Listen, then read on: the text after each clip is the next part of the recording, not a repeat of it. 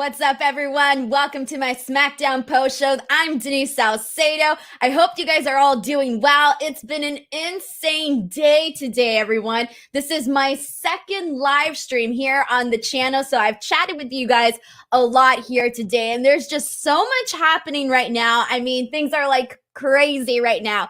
And also, Sunday is the Elimination Chamber, so I will be back here on my channel directly following the Chamber, and I will be going ahead and doing a post show once again.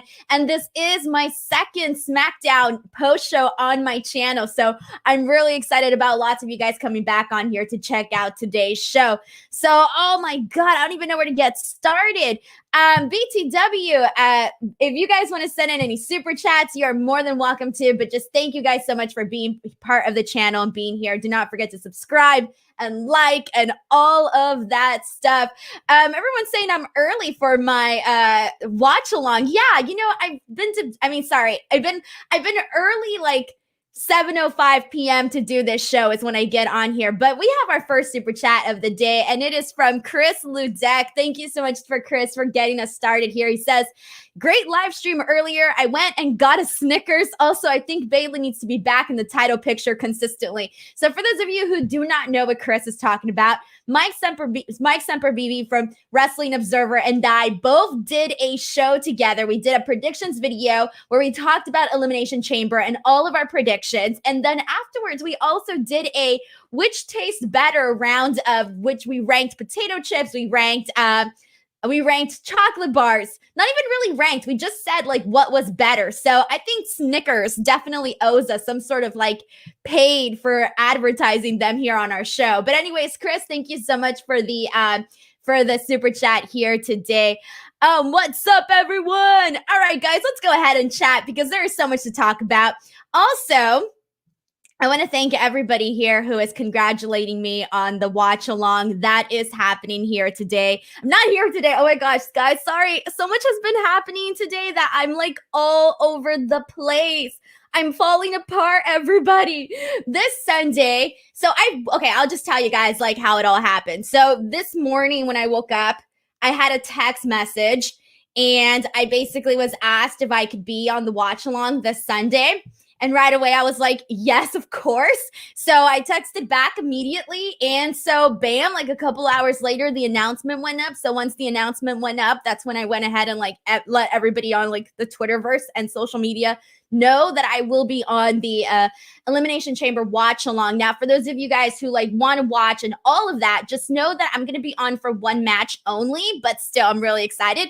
I think as of right now, I think it's the women's tag team match that I'm going to be on. So when that match goes on, that's the match that I'm going to be on for the watch along.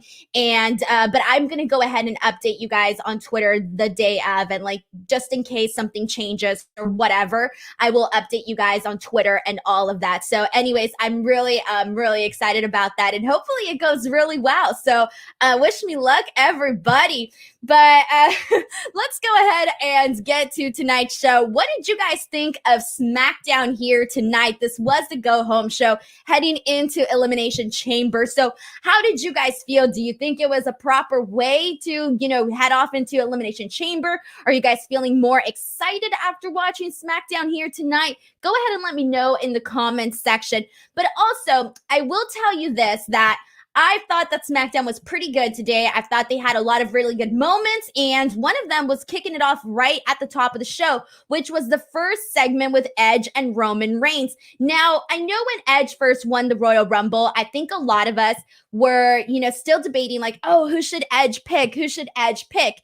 And honestly, I wanted to see Edge versus Drew McIntyre, and I know I even said that in a couple of podcasts, but after everything that's been going down on SmackDown between Edge and Roman Reigns, I really do think that the right call should be Edge versus Roman Reigns at WrestleMania. And something tells me, just like looking at everything that's happening, that is really the direction that they're heading in. And I like it. I love it. I'm really excited for that. So the show kicked off. Edge and Roman Reigns are in the ring. this was a this felt like a big deal. This felt like a very main event vibe with both of these guys, because you already know the history that Edge has in the company, his legacy. We already know all of that. And then Roman Reigns is literally probably the hottest thing right now. So just kind of having both of them in the ring together today felt really special. But Edge tells Roman that he's noticed that he's lost his cool. And we all know that Roman's ego does not like to be attacked. Roman then tells Edge, like, hey, I'm the main event. I'm the main event. Like, if you want to face anybody, it should be me and you should pick me. So Roman is begging him, like he's been begging him, like, pick me. I'm the guy. Edge tells Roman to check his ego. And then after this, we hear Sami Zayn's music play and Sami Zayn comes out. And I'll tell you this much. I was not expecting Sami Zayn to come out during this segment. I don't know why. I just really wasn't expecting it.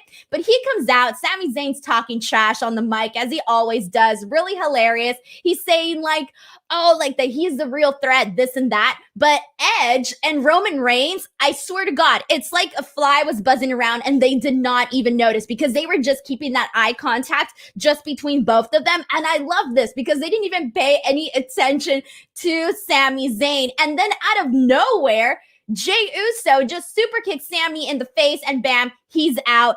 And after this, there was a really cool part where Roman Reigns essentially just whispers something in Edge's ear. We don't know what he said, but it seemed pretty serious. And I think whatever he did say to Edge, I feel like it must have really gotten underneath his skin, or at least that's the vibe that they wanted us to get from this. So overall, I will say that this opening segment was good because they've been very solid with everything that has involved Roman Reigns. And I like that Roman Reigns has been kicking off all these shows and pretty much killing it here. So what did you guys all think of it? Let's see what you guys all had to say. We have a comment from Rory too, who says that he was happy with today's show, but it could have been a bit better. Okay. Yeah, I think for the most part, it was pretty fine. Leech96 thought the show was terrible, but that Edge and Roman were awesome, and that's about it, really. And Mario Morales says, I don't see why Roman has to defend his title on Sunday when you know it's Edge versus Roman. Why are Bianca and Sasha teaming up as well as it makes no sense? Look, I don't mind Bianca and Sasha teaming up. This actually, for me, seems like a good idea, because if they're going to make their way towards Bianca versus Sasha, if that is the WrestleMania match that we're going to get, I feel like this could be the start of that, where they sort of maybe lose because they're not on the same page. You know, we've seen that happen so many times, and I almost feel like that's the direction that they're heading in with this.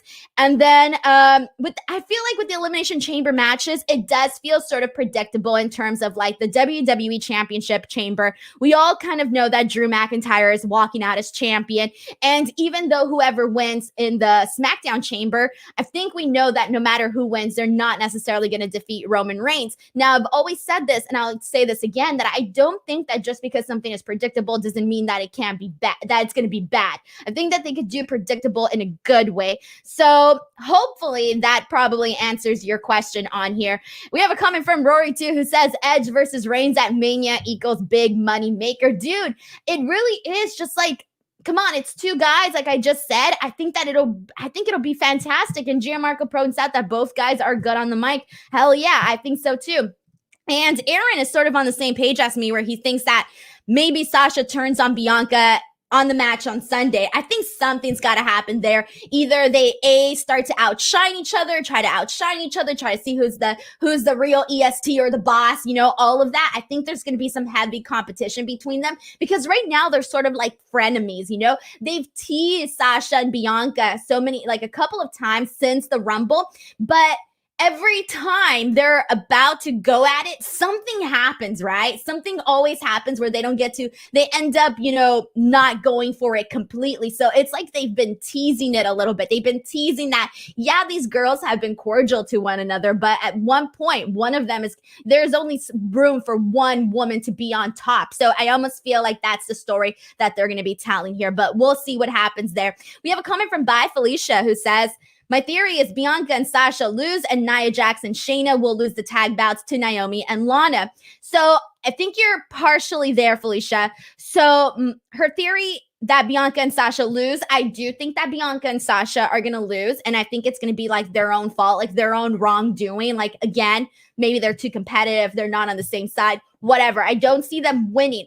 And then we already know that Nia Jax and Shayna, after NXT, they're going to be facing Dakota and Raquel. So I feel and I hope, because we've been saying this so many times and I sound like a broken record, but I think we all hope that those tag team belts end up over on NXT. So I don't think it would be bad to have Bianca and Sasha lose at Elimination Chamber. Again, because it's going to be like their own fault that will lead to their storyline. And Nia Jax and Shayna will win, and they could be the ones to lose to Dakota and Raquel, and thus kickstarting that off over on NXT. So that is where I'm thinking things are going on. And yeah, Joseph Boza says, do we think they change who Dakota Kai and Raquel face on March 3rd? No, I do think it's going to be Nia versus Shayna, but I could be wrong, guys. I don't know. I'm just making assumptions here. All right. And let's go ahead and continue on because there is tons to talk about here today. Again, good opening segment on SmackDown. And then right after this, we had Apollo Crews versus Shinsuke Nakamura with Big E on commentary. And this turned out to be something completely unexpected. I don't think I was expecting anything that went down in this segment whatsoever. So we had Big E comes out. He's on his couch. He's on commentary, but he's chilling on the couch. He's got a snack table. He's got a mini fridge. And okay, you guys are going to have to help me out with this one because I could not for the life of me remember what that thing is called that he had on his feet where he was like soaking his feet or like massaging them or soaking them. I, for the life of me, could not remember what the heck that thing is called. So if you guys want to remind me on the chat, please do. I literally wrote down feet cooler. And I don't think it's called a feet cooler. So whatever. Anyway, so he's chilling there. He's doing his thing. Prior to this, Apollo does cut a promo. And this should have probably hinted at what was going to happen later on in this match. Apollo basically tells Kayla, hey, Big E is intimidated by me. That's why he doesn't want to face me. But after this match, I am going towards Big E. And I thought, okay, good. They're giving Apollo, some mic time, some time to talk, etc. And so that was perfectly fine. After this, he has a decent match with Shinsuke Nakamura. For what it was short, it was brief, but it was fine. It was fine. But then Apollo sort of just snaps. We start to see a totally different version of Apollo Crews, something that personally, I don't even think I really knew he had it in him. I don't know how many of you guys thought here that he had it in here, but okay, it seems like a lot of you are definitely fans of Apollo as a heel because that's what we saw. He ends up throwing the steel steps on Big E's back, all right? From there on, he just keeps attacking Biggie to the point where, again, I think he goes back into the ring and then he throws the steel steps back on him. Well, all of this caused Biggie to be taken out on a stretcher. And even later on in the show, it was shown that he was taken off in the ambulance. So all you need to know here is Apollo Crews has officially gone up next level heel. He's losing his mind or whatever. This was new for me. I did not expect this whatsoever with Apollo Crews, but a lot of you guys seem to be fans of it because Carissa Lopez says, Apollo becoming a heel, take my money. And same thing with Aaron Kane, who says that a heel Apollo is money. Look, I don't know. See, I wasn't completely, okay. Zay Miller says an Apollo heel turn is honestly refreshing. You know what? I can get behind that. I really could get behind this comment, actually, it being refreshing because, again, I feel like we're so used to seeing the same old Apollo Crews. For the most part, he's been the same person for a really, really long time where nothing really has changed with his character dynamic. So this is refreshing. At first, I wasn't completely feeling it. When he cut that promo, I thought it was fine, but it wasn't a blow away promo, something that I thought, oh, this is really good, I didn't feel that way about it. But after him snapping, I thought, all right, cool. This is different. This is new. I didn't expect that. I mean, given what's been happening recently on SmackDown, you kind of got the vibe that Apollo Crews was going to go over to the dark side. But now it just sort of feels like now he's doing it more, and obviously today snapping. So there you go. And it seems everybody does love this Apollo Crews. Same thing with A-Shock, and M. Durrett points out that Apollo is learning from the Roman learning tree. I agree with this too. So yeah. All right. And then A-Shock says that Seth is infringing on Sami Zayn's gimmick. We'll get there, everybody. We'll get there. Joseph Boza says he needed a repackaged look to his character after dealing with the Hurt Business, and he got it. Yeah, he really did, because, oh my God, all those matches with the Hurt Business on Raw, it's all a blur to me now. Like, I can't tell you specifically what happened, and I covered that each and every single week, but it was so repetitive that eventually it just became a blur. Everybody's saying, by the way, that Big E had a feet massager. I don't know if that's what it's called, guys. I don't think it's called a feet massager.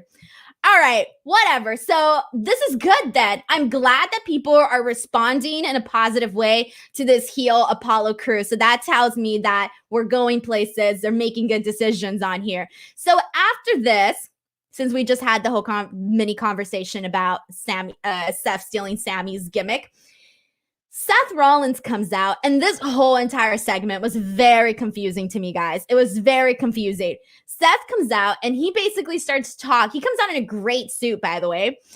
He comes out, and he says that he's suing WWE over the way he was treated. He even shows a package, his return and how everything went down, and basically how everything was ruined. All his plans were ruined, and all of this effort was put into his return. And so he's suing WWE on those grounds.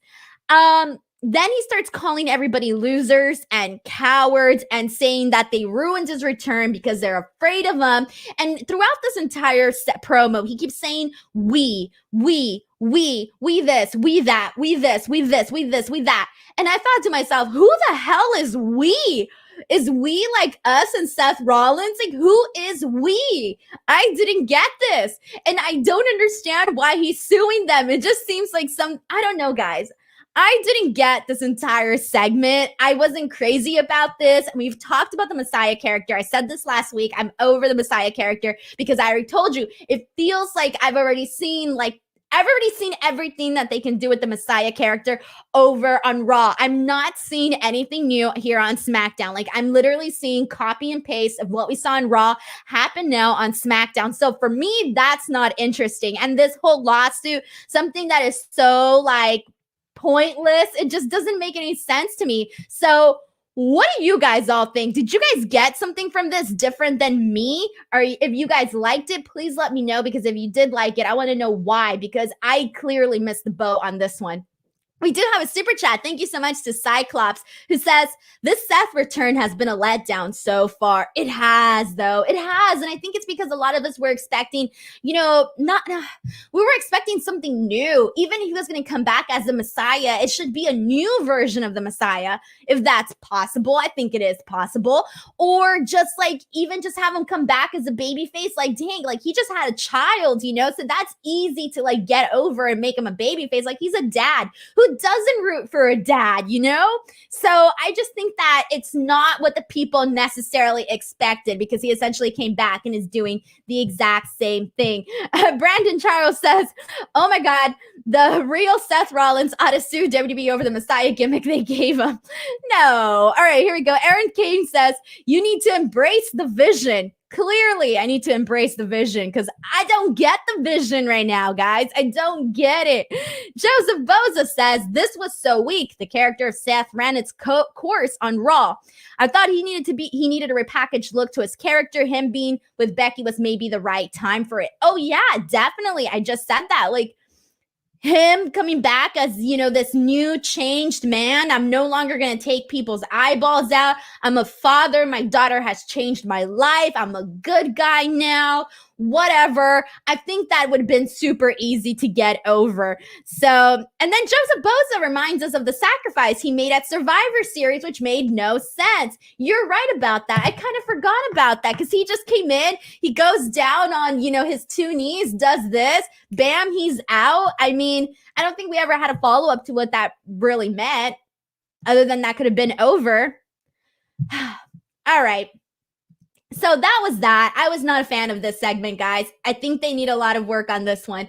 And moving on after this, I did like this next segment. So we got to see a lot of backstage interactions between Edge and quite a few people, one of them being Kevin Owens. And I thought this was a nice tease, even though we all know that it's going to be Roman Reigns versus Edge at WrestleMania. The fact that they sort of teased this Kevin Owens Edge thing, I was a big fan of this. I liked this. I was kind of like, yeah, I could go for this. Why the hell not? But we know it's not going to happen. We know it's going to be Edge versus Roman Reigns, but this was a nice little tease that we got here. And then we did see it later on. We saw Edge and Cesaro, Edge and Daniel Bryan. So we did see that a little bit more, but I think I got most excited when they teased the Edge Kevin Owens situation. So let's move on to this next segment, which was the women's tag team match, Tamina and Natalya versus Liv Morgan and Ruby Riott. So this for me, I think that, okay, so everything that they've been doing with the Riott Squad and Billie Kay the first couple of weeks, I thought was really funny. I thought it was working. I liked it. I thought they were doing a good job of showcasing Billie Kay as like this funny girl, this funny woman. But now it's starting to seem like it's too repetitive. Okay, we've seen this. We know it's coming. What else? What's next? So I feel like this should be like, we need to move on to something else. So we have this match, with Tamina and Natalya and Liv Morgan and Ruby Riott.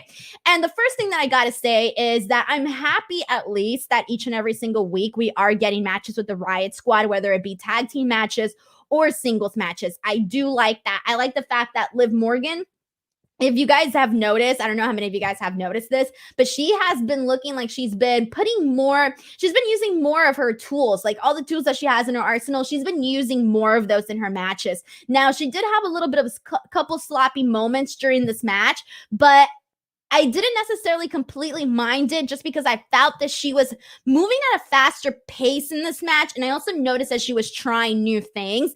And I liked that about this match. In terms of Liv Morgan, I kind of felt like she was like begging for like for us to like pay attention and notice her and what she's doing in this match. And that's what I got from her during this. But other than that, there was nothing really majorly interesting in this match. Okay, we have Billie Kay coming out, which is again the same thing that we've been seeing. She comes out, somehow she distracts them, they lose their matches, right? But this time she comes out in a Tamina t-shirt, and then she's wearing little ears like Natalya, and so it seems like she's rooting for the other team. Her coming out distracts them, so Tamina and Natalya end up getting the win. Billie Kay tries to celebrate with them, tries to make new friends, but instead, Tamina just kicks her in the face and lays her out cold. And I thought, oh, come on.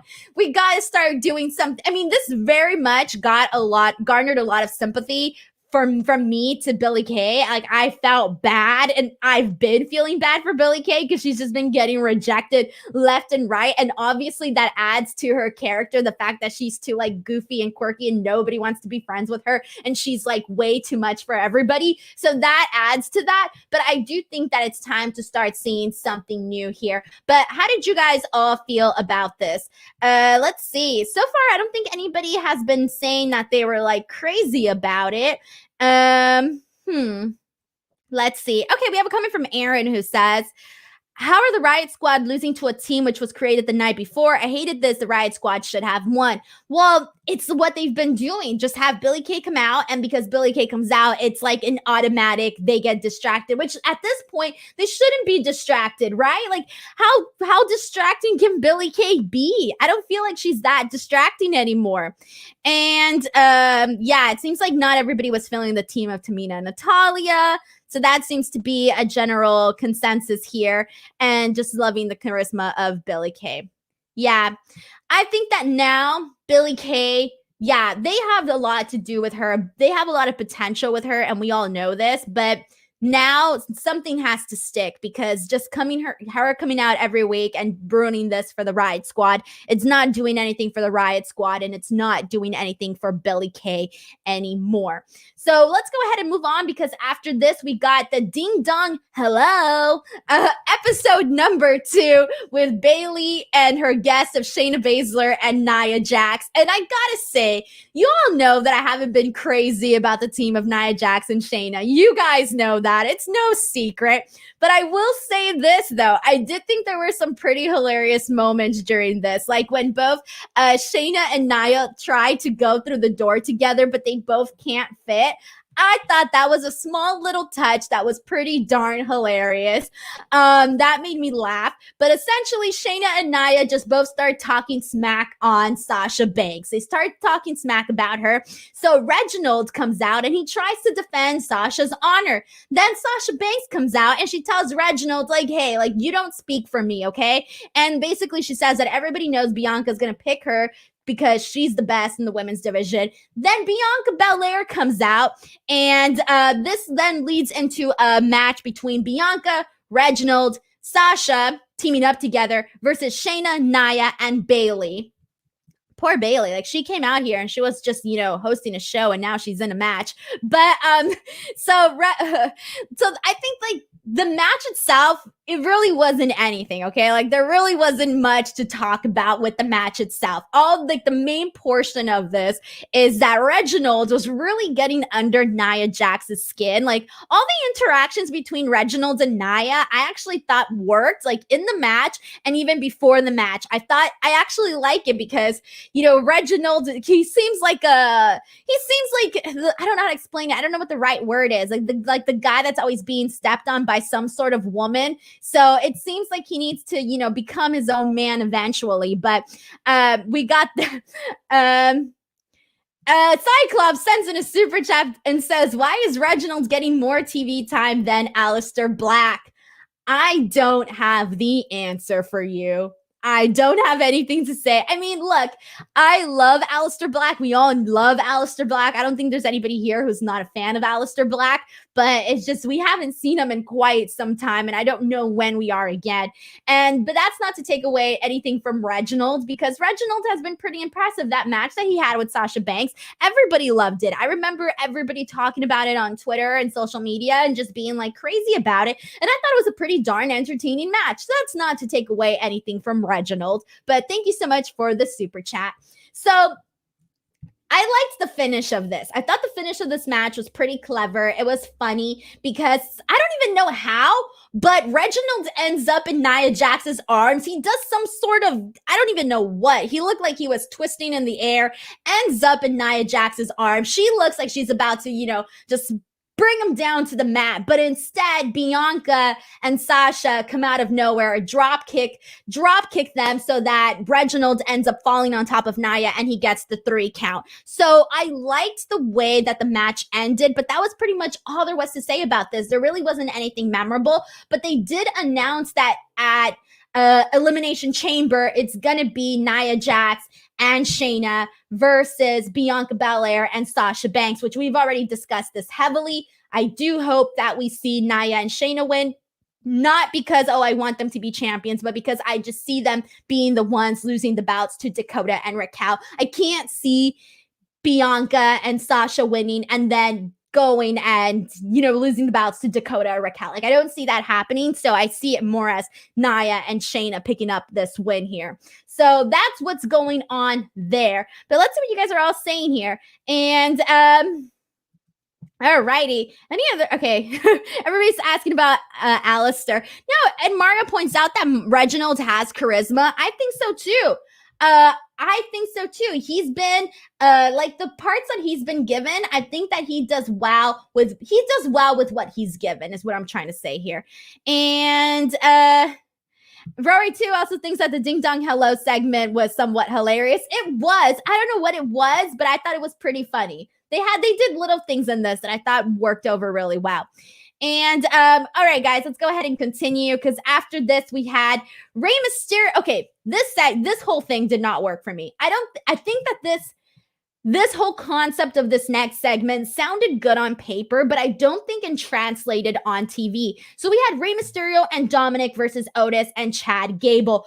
I was expecting so much more out of this match. I thought, okay, we're going to see some fun stuff out of Otis. We're going to see some fun stuff out of Rey Mysterio. This is going to be a nice little fun match to talk about. But nothing really happened in this match other than Otis is essentially has an Apollo Crews moment and loses his mind, but except he's being driven by Chad Gable, who's telling him to do all these things.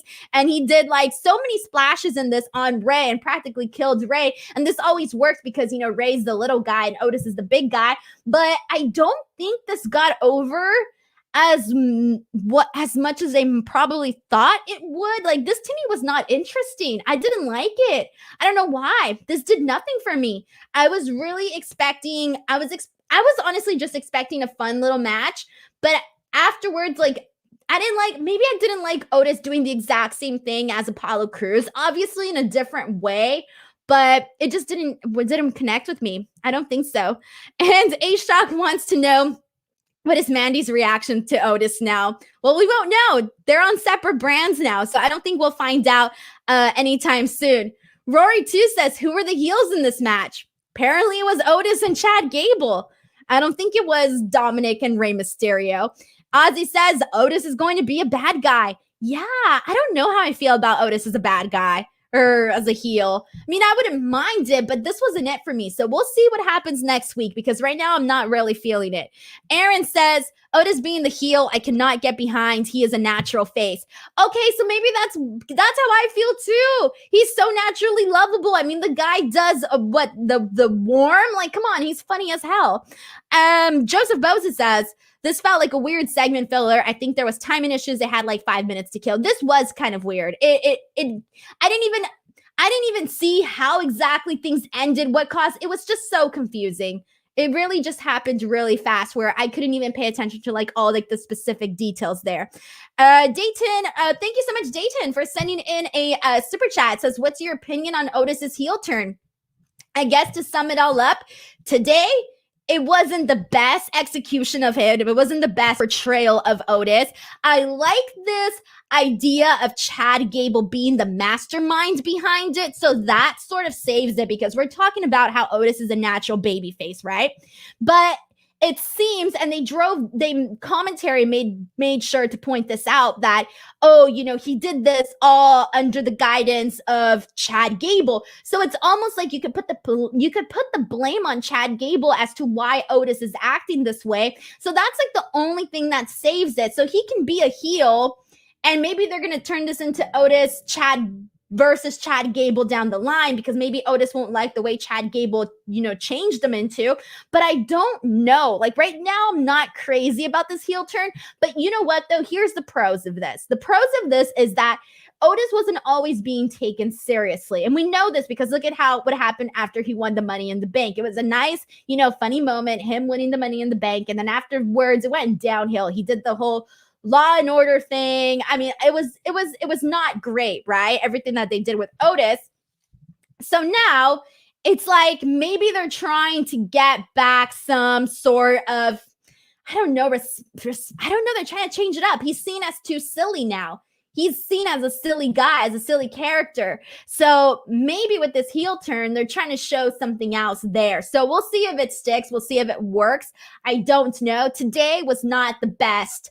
It wasn't like a dramatic heel turn, I think, or something that I was like, oh my God, I was such a big fan of. It seems to me people were more excited based on your chat. People were more excited about Apollo Crews really being like this new edgy Apollo Crews versus Otis essentially turning heel here. So I think that was like the best way that I can say this here. And all right, team. And Aaron wants to know why. He says, I forgot about Tucker. Why did they split Heavy Machinery? I don't have an answer for you. I do not have an answer for you.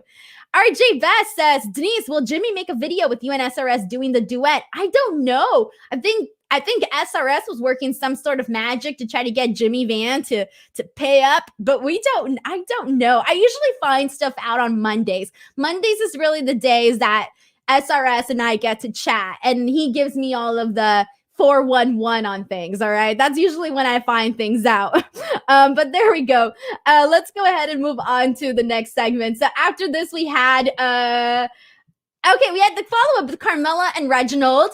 Carmella was, backstage in front of her vanity mirror, and Reginald comes with this wine, and she basically calls him out on, why he was out there, defending Sasha's honor. What is he doing? Then she tells him, oh, I'm not mad at you, blah, blah, blah. And then she ends up throwing the wine in his face because it was a terrible wine that she didn't like. So I don't know where they're going with this. I mean, it seems to me that Reginald and I don't know. Are they going to do Carmella versus Reginald? I don't know. But it seems to me that Reginald and Carmella are going to have a downfall pretty quickly, okay? A downfall pretty quickly. Also, shout out to Marcus Ryan, who says, great interview with Kofi, Denise. Thank you very much. For those of you guys who are on the stream, if you haven't checked out my interview with Kofi Kingston, check it out. He has such a good, positive vibe and energy around him. I think you guys will really enjoy the interview with Kofi Kingston. It was a lot of fun. And we have a comment from Joseph who says, I think Carmella sent Reginald because she is scared of confronting Bianca and Sasha herself. She wants Bianca to pick Asuka at Mania. She wants to be the WWE Women's Championship. I don't think she sent Reginald herself. It seems to me like Reginald is working on this on his own accord. Zane Miller asked, Carmella versus Reginald? I don't know. That's what it feels like. And Reginald has been doing a lot of intergender matches, so maybe, I don't know, it'd be kind of new. Apparently Reginald is going to be on Talking Smack, so maybe we'll get some answers already. Brandon says, Reginald just joined Carmella and they're already breaking them up.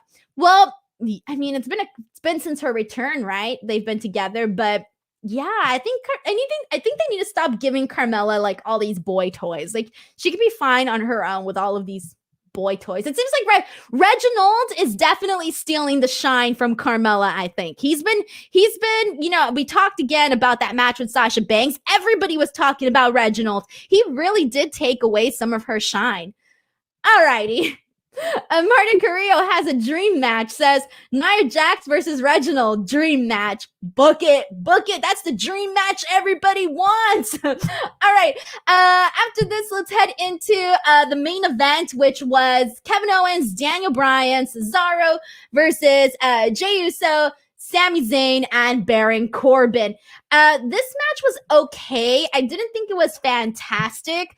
The last few minutes, like the last, maybe 3 minutes, because SmackDown ended early today. I think it ended at 6:57 on my clock. It was 6:57, and it started getting good at 6:55. And I know this because once it started getting good, the match, I looked up at the clock and I was like, okay, it's 6:55. So that means they're probably going to have 5 minutes of good action, but they didn't. They ended up having like 2 minutes of good action. So I don't know if it's my clock or whatever, but to me, it ended pretty early. But I think what I did like on this was really just the fact that Edge was on commentary. I thought he added so much to this match on commentary. I didn't like the swing that Cesaro did on Baron Corbin. It didn't look good at all. He looked like he was struggling there with Corbin. So I wasn't a fan of that. I did like the fact that they did give Cesaro a lot of in-ring time though. And earlier when I did my predictions with Mike Sempervive, he talked about the fact that he thinks Cesaro is going to be the one to win the Smackdown Chamber and end up facing Roman Reigns. And I was already convinced based off his arguments and his points. But after tonight, I feel more sold on that idea because they really did give Cesaro a lot of in-ring time during this. And for the most part, aside from that swing that he did on Corbin, he looked pretty good. And even the whole interaction that he had with Edge, where basically Edge said, like, I don't know what's gotten into you, but I'm really liking it. I liked that. I thought that gave him a little bit more of a, more reasoning, like for the fans to know, like, hey, Cesaro isn't somebody that you should just glance over, that you shouldn't just look over, you shouldn't just look past him. So I did like that incorporation of that as well. Daniel Bryan ended up winning for his team via submission. Sami Zayn tapped. So my pick originally was Daniel Bryan, but after seeing him win tonight, I'm thinking, all right, he's probably definitely not going to win the chamber, and it probably is going to be Cesaro. So that's what I think is going to happen there. But after this match, Baron Corbin attacked Daniel Bryan from behind, and then literally each and every single guy had their moment. They each got their move in on somebody else. And then out of nowhere, too, guys, out of nowhere, Roman Reigns is in the ring, Edge is in the ring, and then Roman spears Edge, and then that's it. That's the end of SmackDown. And I don't even know when Roman got there. I didn't even see him come. He just like popped in there. Edge popped in there. I mean, we already know Edge was, there doing commentary, but this happened all so fast. I couldn't even write down like, oh, so-and-so did this to this person. So-and-so did that to this person. I didn't even have time to do any of that. So, but this was good. I liked like the last, everybody getting their move in, I thought was visually very pleasing. And it was kind of like, it was very like bam, bam, bam. So I was a fan of that. And overall, having Roman Reigns stand over Edge, holding up the Universal title, it really, really just solidified that obviously that is the way that they're going. And if they weren't going that way, Edge is obviously going to have to make this decision because he should be pissed. He should be pissed at Roman Reigns after what happened here tonight. So I think Edge is finally going to be making this decision. Hopefully either this Sunday or come on SmackDown. So there you guys go. That was SmackDown here today, but we do have a super chat from Mario who says, just because I'm Cameron Grimes mood, let's spend some money. Thank you so much, Mario. I really, really appreciate it. Guys, like you have no idea. Like, first of all, like, even if you don't send super chats, I'm just so thankful that you guys are even in this stream. And I don't like to be begging for super chats, but I do like to, guys can't help it. I got to ask for some money, right? Okay. But no, I seriously appreciate it. So thank you so much to Mario Morales for being in that Cameron Grimes mood, which by the way, I can't believe that Cameron really won some money. Well, not won some money, but made some money. Like that's legit, guys. Like he legit made some money off of all of the stock stuff. I don't understand how stocks work or any of that. I don't understand it. I just know that he got some money. Obviously, he's being portrayed as richer and having made more money than he made in real life, but still, good for him. We do have another super chat from Matthew Makovsky who says, how can someone not want Edge versus Roman now? After what happened, you would be a madman to not want that match. Tonight got me so goddamn excited. Oh, I can tell you're excited by all the caps, bro. That is so Denise Salcedo writing in caps. I'm the queen of caps. But I agree with you, Matthew. I think that if you weren't, I was already sold on Edge versus Roman probably 2-3 weeks ago. But I think after tonight, I think if you were one of those few people that weren't, I think this is definitely hey, this is the direction we're going. Love it or hate it, this is where we're going. We have another super chat from Brandon Charles Powell who says, overall, the SmackDown made me want to see Roman Edge at Mania more so than seeing the pay-per-view this Sunday, but hopefully it'll be a good show. Look, I'll tell you this much. For the most part, you guys know I've been doing all my WWE post streams here on the channel. And I don't recall the last time I came on here and was like, oh my God, this pay-per-view sucked.